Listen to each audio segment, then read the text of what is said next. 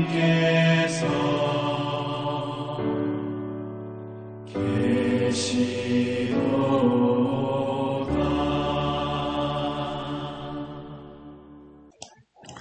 2022년 10월 3일 월요일입니다. 매일 성경 오늘 말씀은 사무엘하 10장 1절에서 19절까지입니다. 다윗의 선의를 악으로 갚다라는 제목으로 말씀을 드리겠습니다. 암몬왕 나하스가 죽자 다윗은 그의 아들 한온에게 신하들을 보내 조의를 표합니다. 그러나 한온은 다윗의 선의를 의심하고 큰 수치를 주었습니다.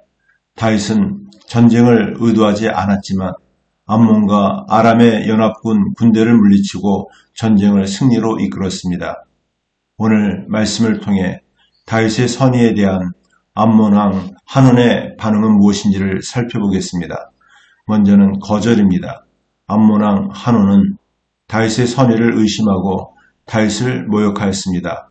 암몬왕 나하스가 죽고 그의 아들 한온이 왕위에 오르자 다윗은 사절단을 보내 조의를 표하였습니다. 다윗은 아버지 때부터 이어져 온 우호적인 관계를 계속 유지하려고 했습니다. 하지만 암몬의 신하들은 다윗의 의도를 의심하였습니다.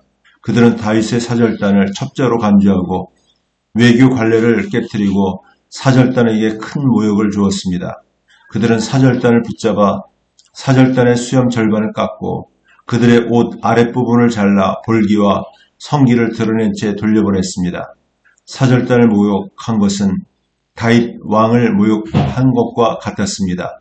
이는 전쟁을 일으키고자 하는 선전포고와 같은 것입니다. 이처럼 그들은 다윗의 선의를 왜곡해서 전쟁을 초래하는 어리석은 행동을 하였습니다. 다음은 전쟁입니다. 암몬은 아람 연합군의 도움을 받아 전쟁을 도발하였습니다. 암몬왕 나하스의 아들 한온과 신복들은 선대의 죽음을 이스라엘에게 조공을 바치는 굴욕적인 관계를 청산할 기회로 삼았습니다. 암몬은 사절단에게 큰 모욕을 주고 돌려보낸 이후 이스라엘의 반발을 예상하고 아람 등 주변 나라들에서 용병을 고용해서 전쟁을 도발했습니다. 이 소식을 들은 다윗은 군대장관 요압과 아비새를 보내 암몬과 싸우게 했습니다. 전쟁에 참여한 이스라엘의 군대는 모두 선발된 정예의 용사들이었습니다. 마지막으로 승리입니다. 다윗은 전쟁을 승리로 이끌고 더 큰 평화와 안전을 확보했습니다. 다윗의 군대장관 요압과 아비새는 하나님이 승리를 주시리라는 확신을 가지고 전쟁에 임하였습니다. 그리고 군대를 이끌고 싸우러 나아가 아람과 암몬의 군대를 물리쳤습니다. 다윗은 처음 전쟁에서 암몬과 아람 연합군을 꺾었을 뿐 아니라 이어진 아람과의 전쟁에서도 이겨서 아람을 굴복시켰습니다.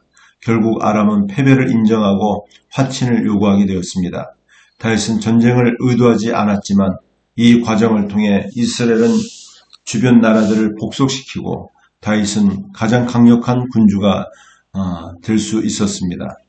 말씀을 맺습니다. 다윗은 은혜를 베풀려고 했지만 암몬왕 한온은 치욕으로 갚았습니다. 하지만 하나님은 다윗에게 더 큰 은총으로 은혜를 베풀어 주셨습니다. 우리도 누군가에게 호의를 베풀었다고 하지만 선의로 다가오지 않을 때도 있습니다. 오히려 선의를 왜곡하고 어려움을 겪을 때가 있습니다. 하지만 하나님은 그 일을 통해 더 큰 은혜를 베풀어 주실 것입니다. 우리는 하나님의 은혜를 기대하며 선을 행하되 끝까지 낙심하지 말아야 합니다. 기도드리겠습니다.